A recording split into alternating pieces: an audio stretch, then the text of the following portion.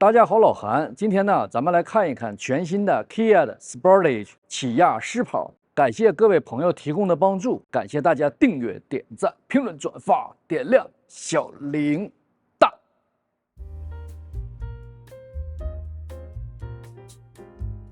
Kia 的 Sportage 起亚狮跑最早呢，可以追溯到起亚在1993年推出的一款 SUV 产品。那真正让大家所熟悉这个产品的，实际上是第二代的产品。那自从 Sportage 到了美国之后啊，随着这几年韩系车的不断进步，口碑呢不断正向增长。自从2016年开始，年销量进入到了8万台平台，并且近2年有节节攀升的态势哈。现款狮跑呢是第5代产品，是起亚在美国市场以2023款的身份推出来的。全新的起亚狮跑呢，源自于现代起亚的 N3 平台。在外形尺寸上跟上一代车型相比，有着加肥加大的进化哈。我们以混动车型的4驱车型为例，轴距比上一代车型长了 3.4 寸，总长比上一代车型长了 7.1 寸，宽度比上一代车型宽了 0.4 寸，高度也适当的加高了。这一代混动车型的4驱呢，最小离地间隙做到了 8.3 寸，进一步提高了最小离地间隙，比老款车型比上一代车型提升了 1.5 寸。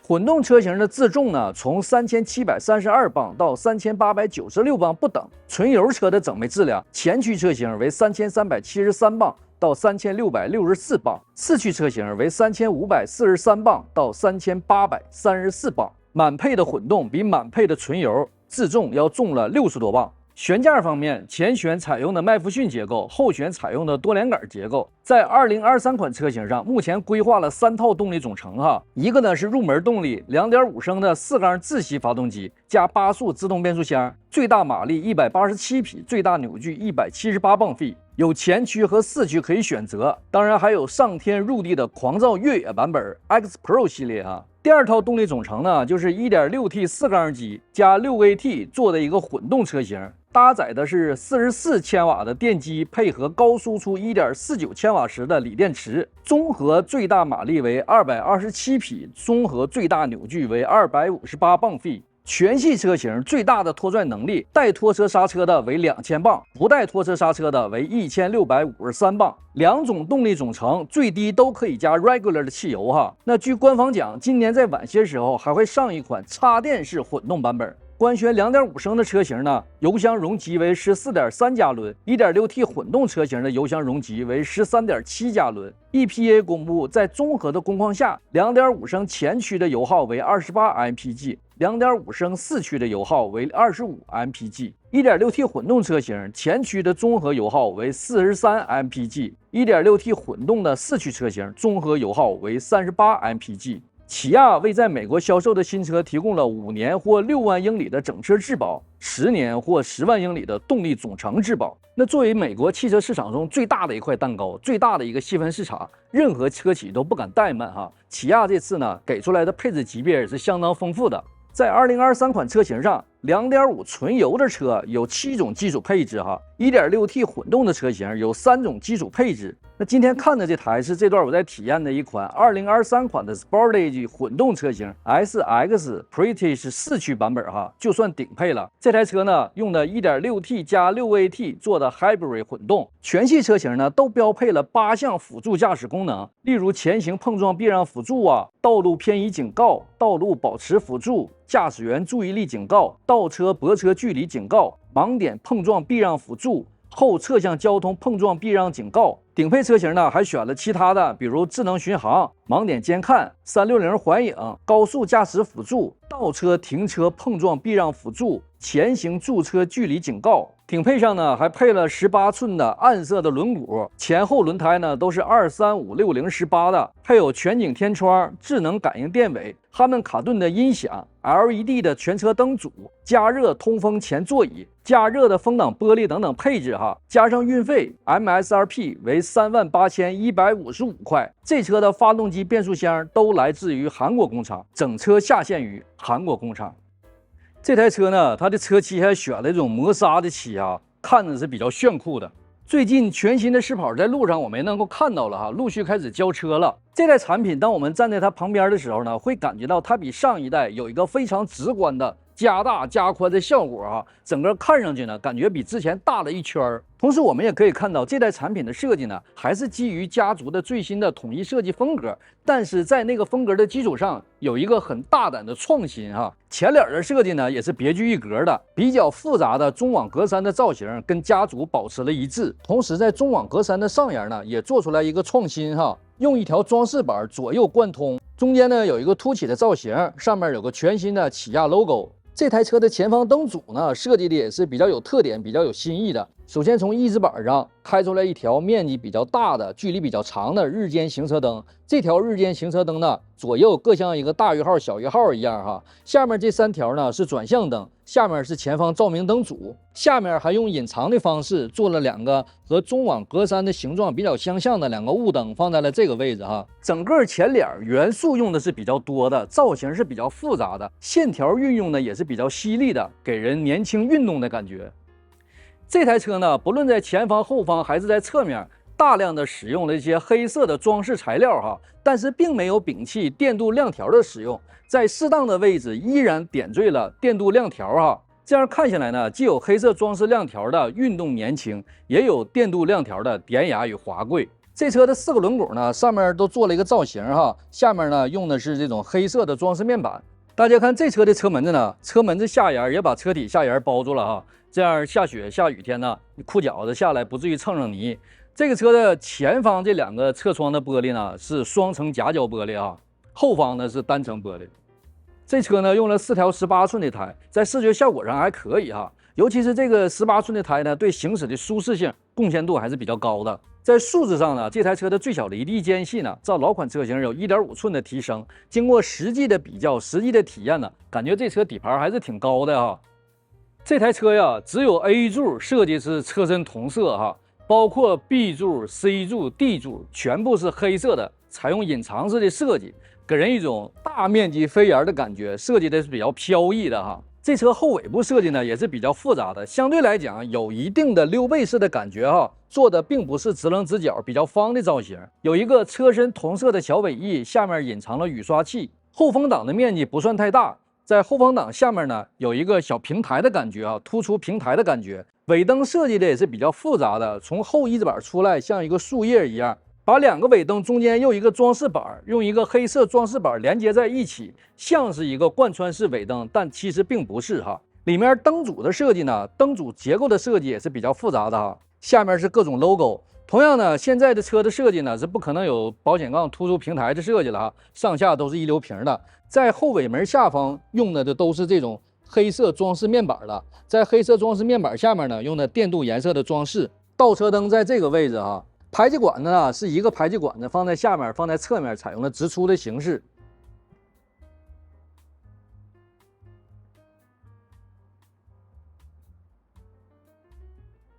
打开以后呢，大家可以看到啊，这车后备箱进深是相当可以了。上方呢，由于它有一个相对溜背的造型，上方呢可能这个空间呢可能差一些，但是下面这个进深非常可以啊，宽度啊、高度啊也都还可以。右面呢，下面是挂钩勾点、低音炮，这有个放倒第2排座椅的拉手。左面呢，下面也是挂钩勾点，12伏180瓦的充电器插口，一个灯，放倒第2排座椅的拉手。盖盘打开之后呢，大家可以看到啊，下面是简易的备胎和随车工具，左右呢各有一个隐藏式的储物格。第2排座椅放倒之后呢，大家可以看到第2排的椅背和后备箱平台呢，相对来讲组合的还是比较平的，这样过日子呢，买点什么大件啊就方便了很多哈。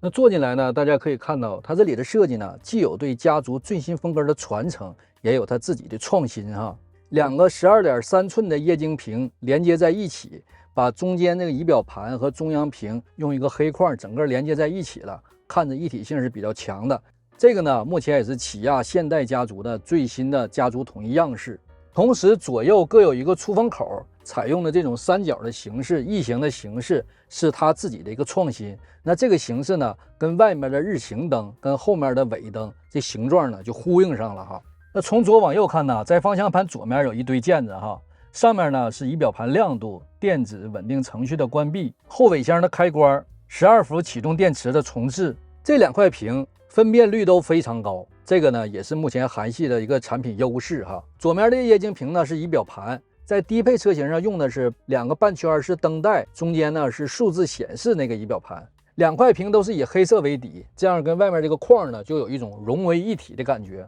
仪表盘呢看上去是一个中规中矩的仪表盘，左右各有一个传统仪表，那实际上左右这2个半圈，包括中间那个行车电脑，它们都可以显示不同的视角，显示不同的交互信息，显示不同的提示信息。这台车呢也有盲区监看功能哈。当你打开左转向灯，左面的时速表就变成了左后方的盲区显示；打开右转向灯，右侧的转速表就变成了右侧盲区的显示。同时，右侧这个转速表呢，当你门子打开的时候啊，或者有一些警示提示的时候啊，它都会在中间进行显示哈。现代起亚家族现在还有一个功能挺贴心哈，就是当你停车的时候，你正在排队停车的时候，前方车走了之后，它会在转速表这个区间内提示前方车已经离开了，同时有一个声响，这样可能你当时正在溜号啊，或者没看前方啊，这样你能知道前方车走了，你就会马上跟上车走哈。中间那个行车电脑呢，透过方向盘右侧的快捷键，上面是菜单键，下面上下波轮，往下按呢是 OK 键，透过这组键子来调节哈。显示的信息可交互的信息呢还是比较全的。方向盘是个3幅的造型，方向盘的尺寸呢不算太大，跟这个车的尺寸呢匹配的还算不错了。方向盘呢皮质非常细腻，小缝线呢感觉做的是比较精细的。方向盘属于粗细适中的方向盘，方向盘3.9点呢做个造型，手握在上面非常舒服啊。方向盘上面的快捷按键呢，也是家族的统一模式。左面的键子呢，主要是语音电话、多媒体功能；下面这个呢是自定义键。右侧呢，主要跟巡航和行车电脑有关系。方向盘后面呢是2个换挡拨片，左面的掰杆、右面的掰杆都是家族的通用件哈。这块屏呢是一块触摸屏，整个分辨率呢是非常高的，既可以拿手上去杵着，也可以透过下面这些快捷按键进行简单的操作哈。这块屏呢反应还是比较快的，显示的比较清晰，而且这2天使用，我发现它这个导航啊，在输进去字符之后，在同级别这些车里相比较，它反应还是比较快的啊。你比如说，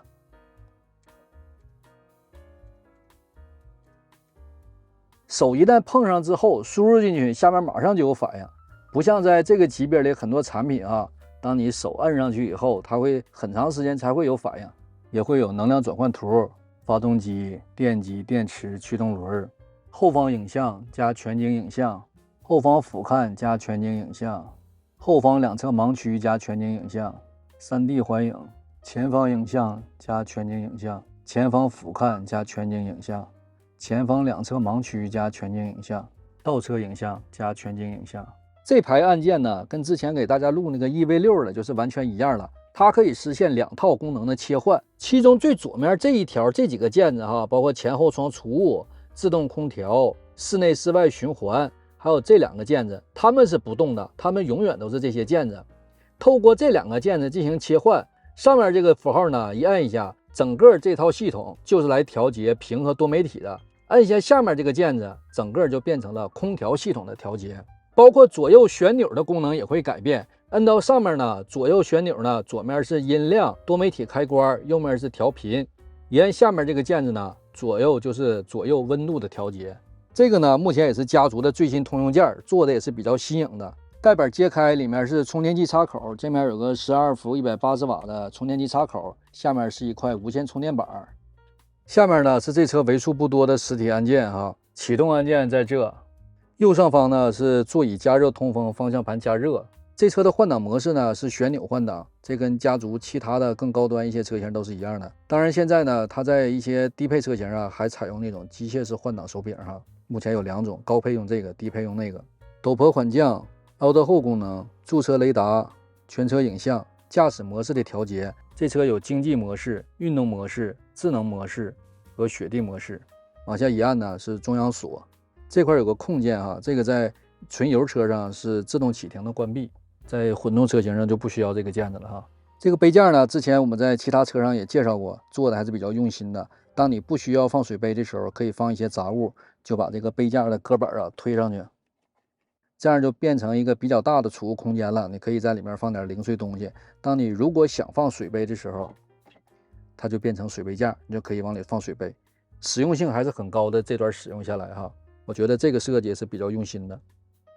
坐起来以后呢，有几个点感觉到是比较深刻的啊。第一个就感觉空间是比较好的。现在我将座椅调到最低，大家看空间没有任何问题哈。传统的你像头部啊、腿部啊、横向空间都没有任何问题哈。而且这台车呢，大家可以看到它这个 A 柱啊，实际上倾角是比较大的，但是它中控台做的纵向空间并不长，这样保证了前排的司乘人员的纵向空间足够用啊，而且感觉到前方非常开阔。第二个呢，就是这台车的视线非常好，大家可以看到啊，前排的司乘人员的这个视线非常开阔，视线非常良好。它的视线良好，并不是透过提高椅面的高度拖得比较高，让你感觉到视线比较好。它呢是把前面中控台的高度呢整体降低了，仪表台呀做的相对来讲是比较低的，这样来给前排司乘人员一个良好的视线感觉。再一个呢，就感觉到坐在里面，整个设计的都是以驾驶者为中心的。包括这个屏呢，有个曲面的感觉，